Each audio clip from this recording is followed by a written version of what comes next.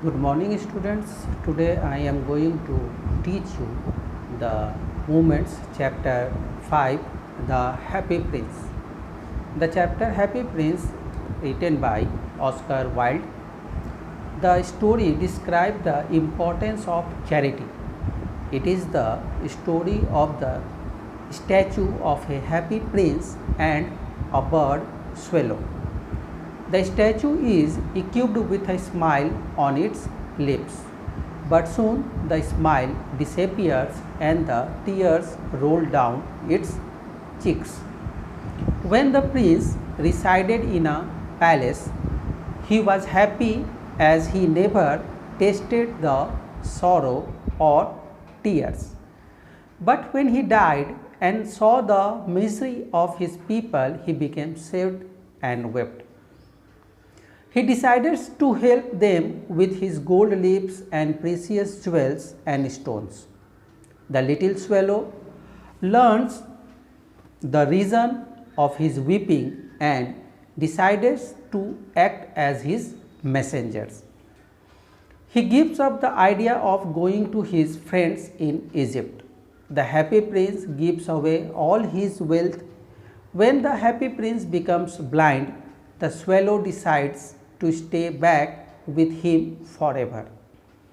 The intense cold kills him, his death breaks the prince's heart. The statue is melted in the furnace, but its heart does not burn. The angel comes and carries the heart and the dead swallow to God. He finds them the noblest things on earth. God accepts them happily.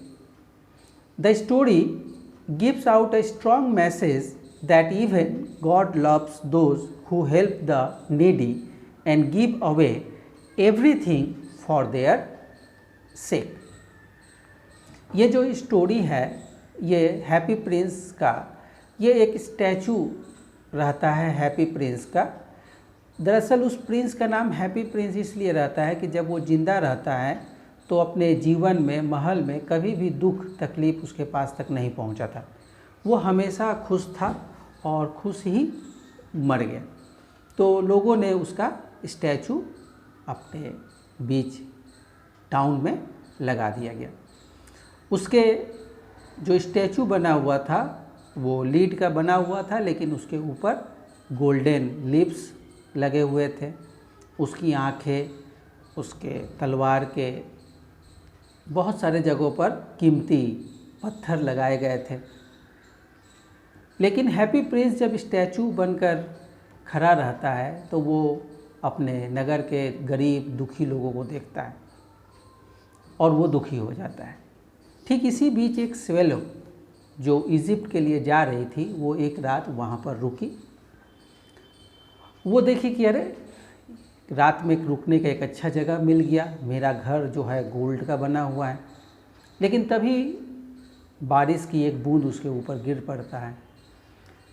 Swallow bird ऊपर देखती है, इधर उधर कहती है कि अरे आसमान में तो तारे हैं, फिर ये बारिश कहाँ से हो रहा है। फिर दूसरा बूंद गिर जाता है।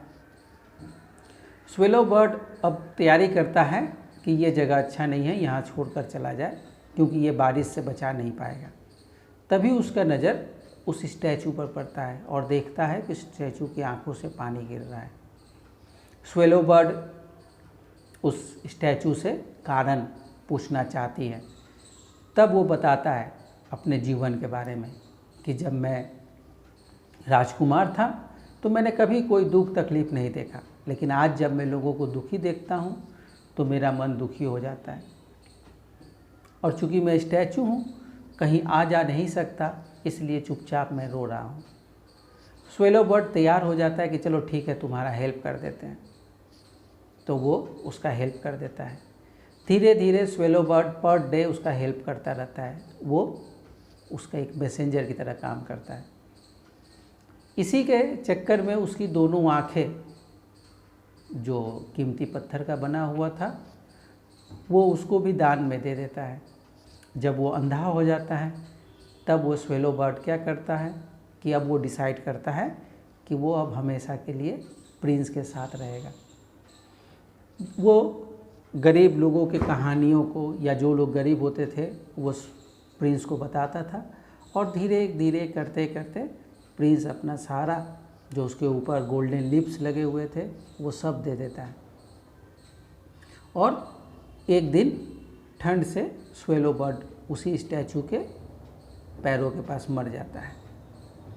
मेयर घूमते घूमते आते हैं और वो देखते हैं कि अरे स्टैचू तो बड़ा ही भद्दा लग रहा है, अब इसका क्या किया जाए। तो लोग सजेशन देते हैं कि इसको गला दिया जाए और दूसरा काम कर दिया जाए।